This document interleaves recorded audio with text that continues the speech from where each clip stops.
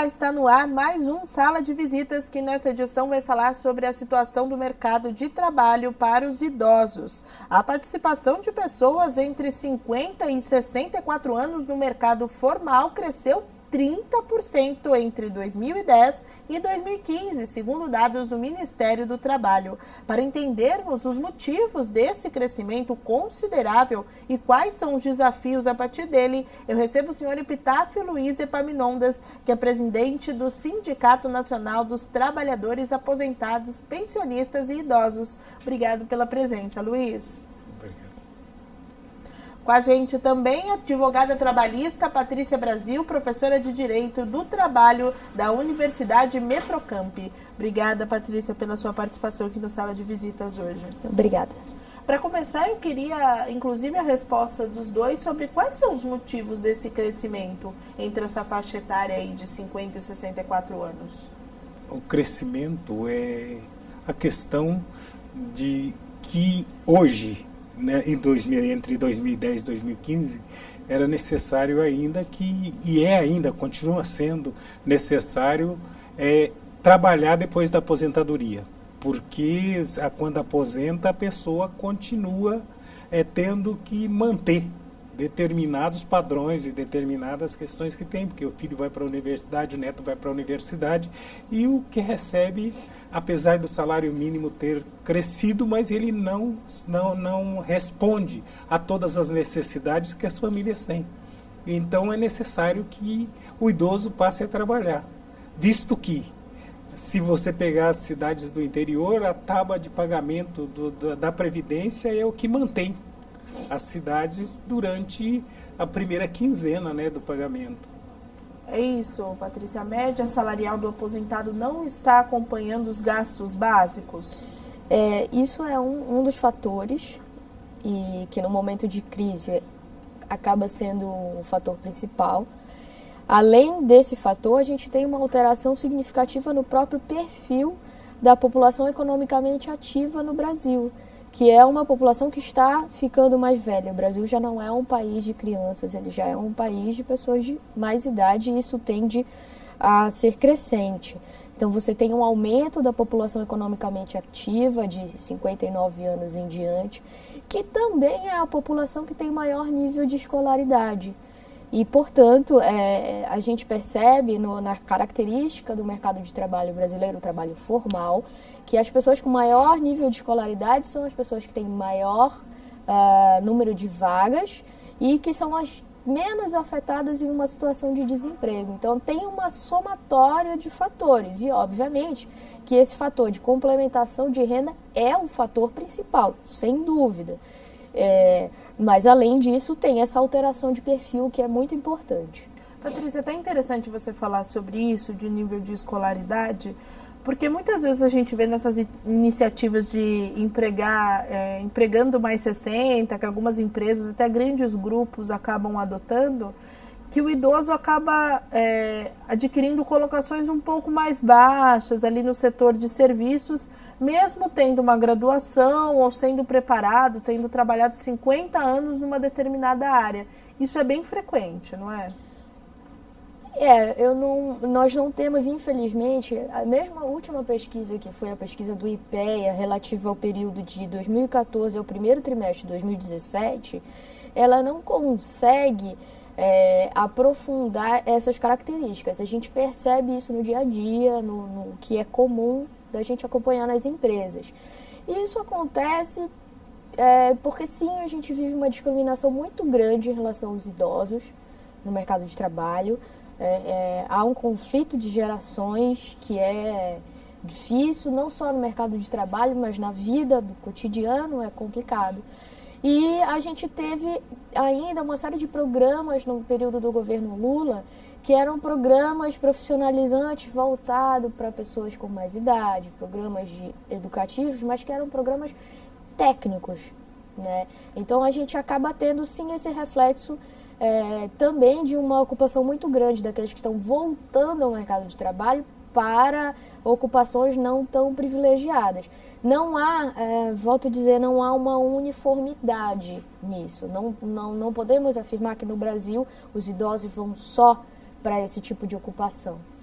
Até porque o que é idoso no Brasil? Há um conflito aí de legislação. Você tem uma lei que considera idoso a partir de 60 anos, outra lei que considera idoso a partir de 65.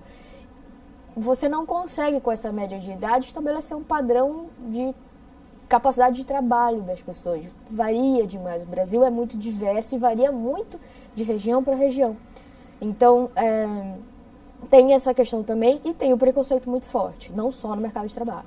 Agora, os dados da RAIS mostram, do Ministério do Trabalho, né, mostram que 2,6 milhões de idosos estão empregados no setor de serviços. Esse número é maior até que o número de idosos na administração pública, que chega a 2,5 milhões. Por que isso, Luiz? O número é maior do que o número que está na administração pública.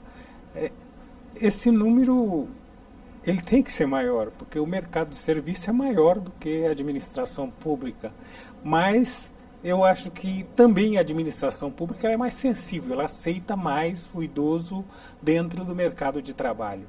Então você dentro do serviço, do setor de serviço, você tem uma série de idosos, tem uma série de empresas que admitem idosos para fazer esse trabalho. Então, essa questão a gente verifica que eu acho que é essa a resposta. Quer dizer, e agora, quando você pega trabalhador rural, você pega...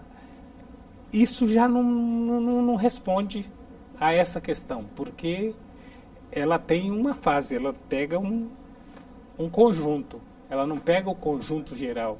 Quer dizer, no conjunto geral não dá isso. Reformas trabalhistas e previdência vão afetar diretamente esses trabalhadores? Sem dúvida nenhuma. Eu creio que em relação à reforma previdenciária, os principais afetados serão os idosos. E em relação à reforma trabalhista, de um modo geral, todos os trabalhadores serão afetados, inclusive os trabalhadores idosos. Existem pontos específicos da legislação trabalhista que se referem à proteção especial ao trabalho do idoso que estão sendo retirados, tá? Como, por exemplo, o direito de escolha de férias em período de férias escolares. Isso afetou idosos e estudantes porque eles tinham a mesma proteção. E o que a gente percebe é que o modelo de reforma trabalhista e previdenciária que está sendo implantado no Brasil foi o modelo adotado por alguns países ibéricos na crise de 2008, 2010 e que resultaram, ao contrário do que se diz, não no aumento do emprego, mas sim no aumento do desemprego. E já existem reflexos disso, ainda com a reforma em tramitação, já existe reflexo desse desemprego em massa nos últimos números, que atingem inclusive os idosos. E veja, a tendência é de que seja considerado trabalho formal dentro da CLT apenas os trabalhos que não são de nível profissional elevado, porque esses são trabalhos podem ser considerados autônomos e os autônomos não estarão mais sujeitos ao reconhecimento de vínculo pela nova legislação. Então todos serão afetados.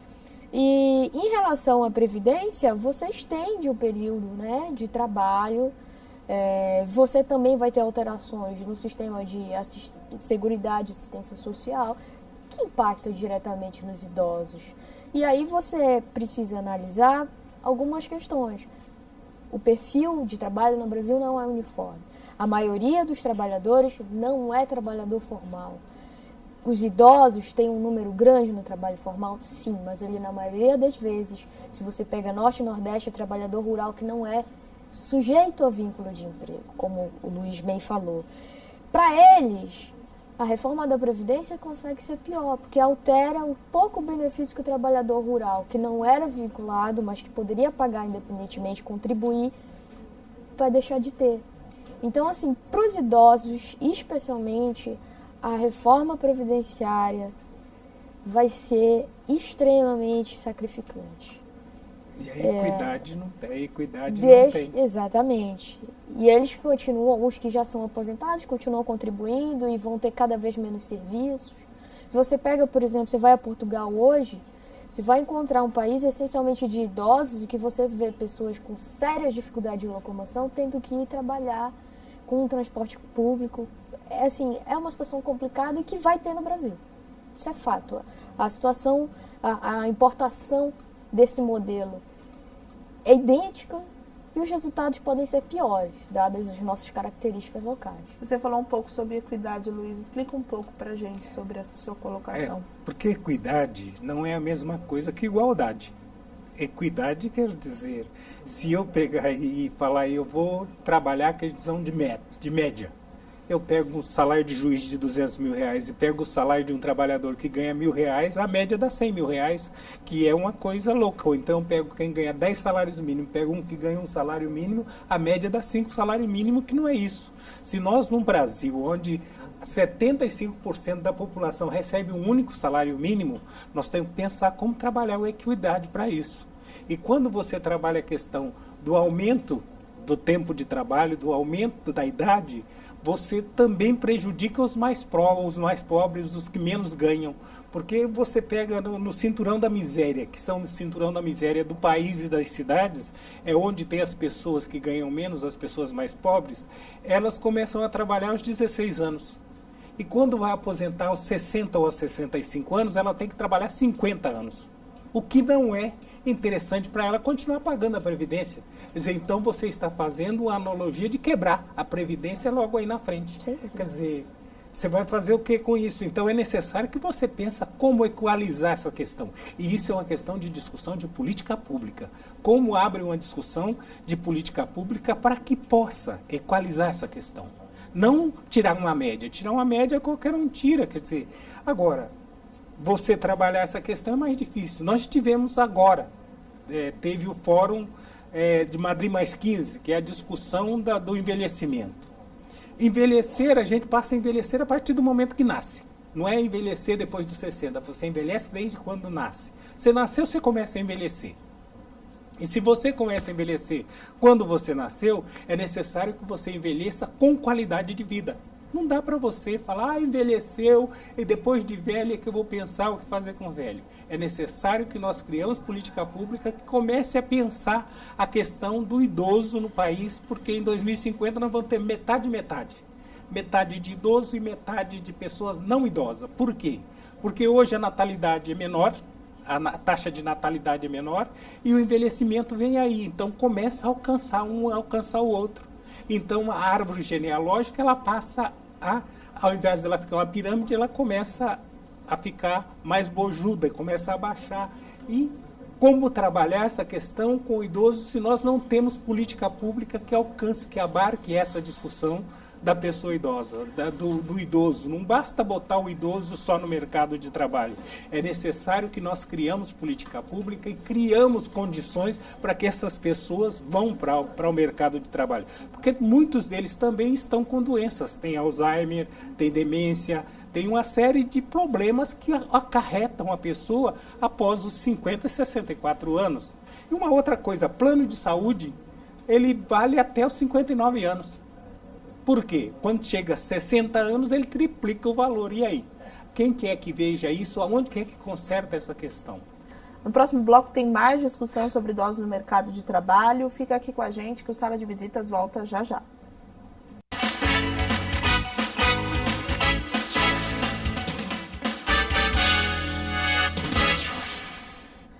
Sala de Visitas de volta, hoje com um debate sobre os desafios do mercado de trabalho para os idosos. Hoje os nossos convidados são o senhor Epitácio Luiz Epaminondas, presidente do Sintap-CUT, e a advogada trabalhista Patrícia Brasil, professora de Direito do Trabalho da Universidade Metrocamp. Agora, existe também uma questão que é super abordada, que é o idoso muitas vezes acaba sozinho, né? Existem as glórias de que se falam que a expectativa de vida do Brasil aumentou muito e etc. Só que esse idoso acaba se vendo meio perdido, os filhos saem de casa, muitas vezes o companheiro acaba morrendo e o idoso fica sozinho. O trabalho pode entrar como um benefício desse sentido, de ocupar o idoso, ocupar a cabeça? Não só o trabalho. É necessário que a gente pense também como ter condições desse idoso não ficar em casa, dele sair. Então, existe os centros-dias, existe hoje já uma série de políticas que podem ser implementadas para que o idoso possa sair desse ostracismo. Porque o ostracismo faz também com que a pessoa não tenha longevidade. E não podemos esquecer que as pessoas do Nordeste e as pessoas que moram no Nordeste, ela não vive 65 anos, ela vive menos que isso. Então, em alguns lugares, as pessoas são mais alimentadas. A pessoa melhor alimentada, ela vive mais do que a pessoa menos alimentada. Ela vive menos, então ela tem menos condições de sobreviver. Então, é necessário se verificar isso. Agora, trabalho, eu acho que todo mundo quer trabalhar. Precisa ter a condição de trabalhar. E hoje, com a nova legislação, isso fica um pouco, acho que truncado. Eu acho que criou um vácuo dentro dessa questão. Patrícia, do ponto de vista legislativo, da legislação, essas pessoas, os idosos, têm os mesmos direitos trabalhistas? O empreendedor precisa se atentar a outros aspectos quando emprega um idoso? Como é que funciona isso? Os direitos os básicos são iguais. No entanto, ainda há, porque ainda não houve a sanção da nova reforma, uma série de privilégios compensatórios para a situação dos idosos. Boa parte deles vai deixar de existir, né? Que era como se fosse, de certa forma, proteger os idosos e incentivar a sua contratação. Hoje, com a reforma, vai ser tratamento pareado, né? E nós também tivemos, de outro lado, a gente sabe que quando a gente pensa no trabalho em termos de legislação, ele nunca vem só.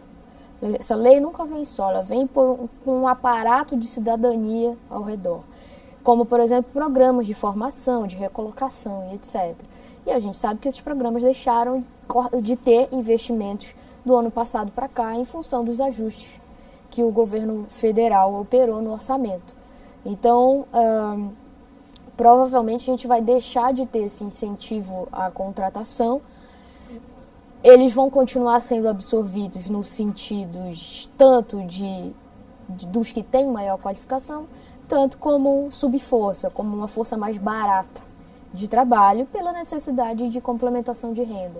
E a tendência, ao contrário do que vinha sendo dessa mão de obra ser absorvida sob a formalidade, a tendência é que se torne cada vez mais informal.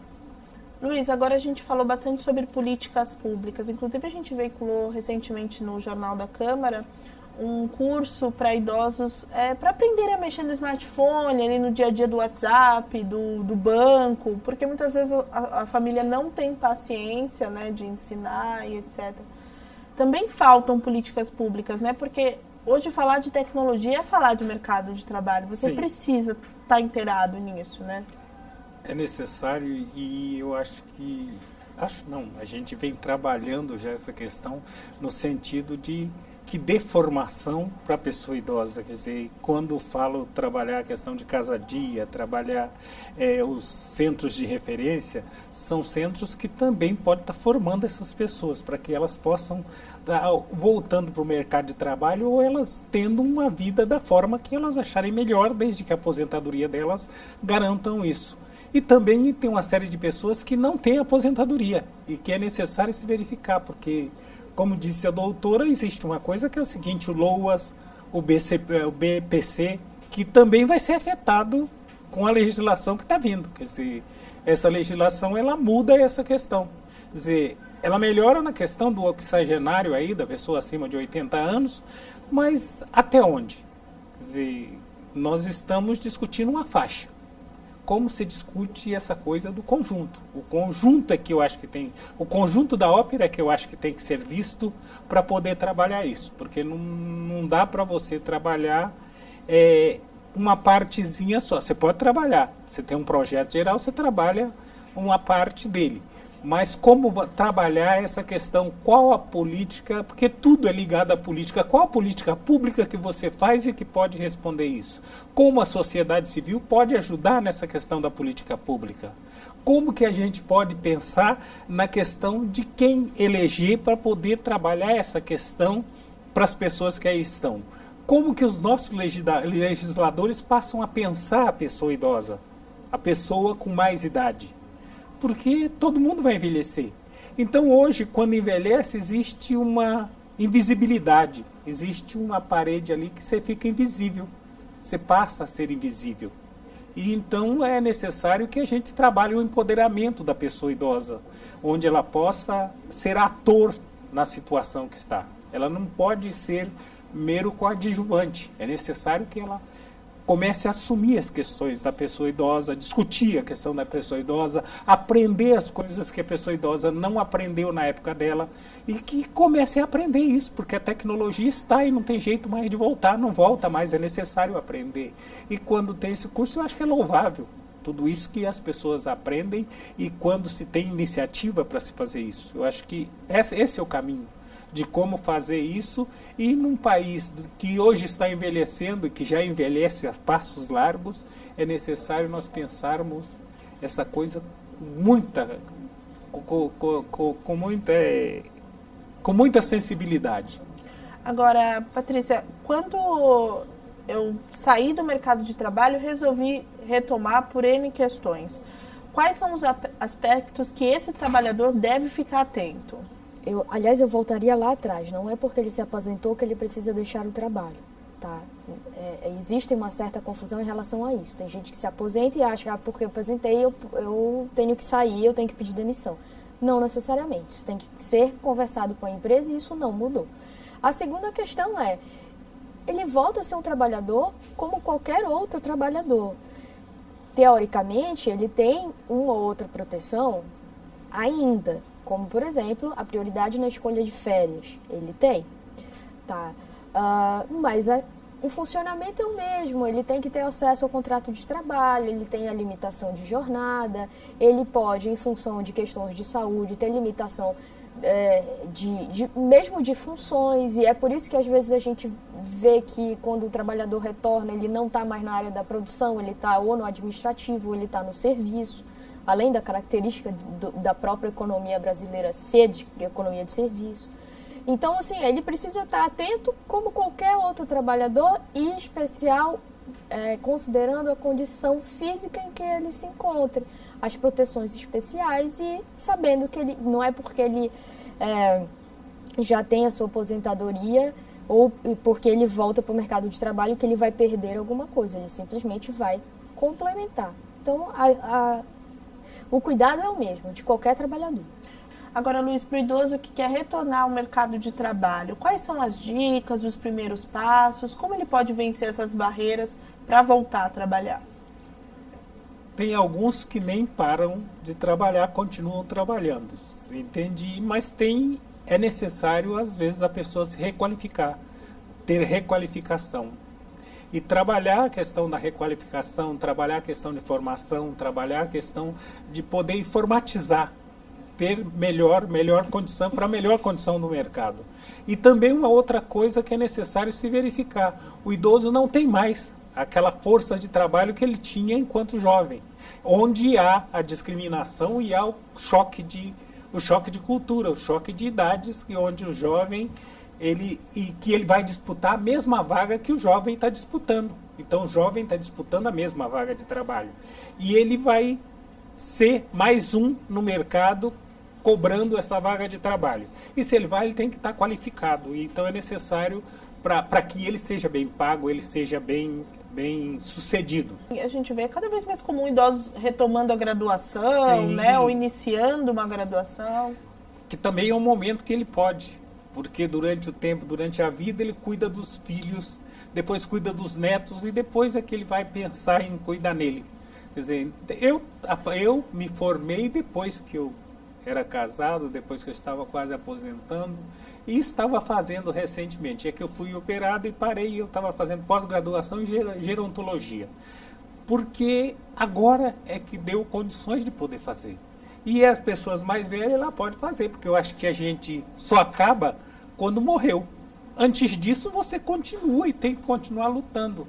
Então, uma outra coisa, quando você aposenta, você não aposenta porque é idoso, você para de lutar somente depois você morre, porque antes você tem que continuar lutando, você tem que continuar procurando e batalhando isso. E a pessoa idosa, ela tem muito disso. O idoso, ele é muito mais tranquilo, muito mais... ele tem mais preocupação com o emprego. E mais com as maturidade, coisas, mais maturidade para isso. Felizmente a gente está ficando sem tempo, Luiz. Quem assistiu o programa, ficou com alguma dúvida, quiser bater um papo com o sindicato, deixa os contatos, por favor. sintapcut.org.br ou e-mail sintapsemui@uol.com.br. Contatos passados. Patrícia, também muito obrigada pela sua contribuição aqui com a gente hoje. Você pode deixar seus contatos também. Eu que agradeço o convite.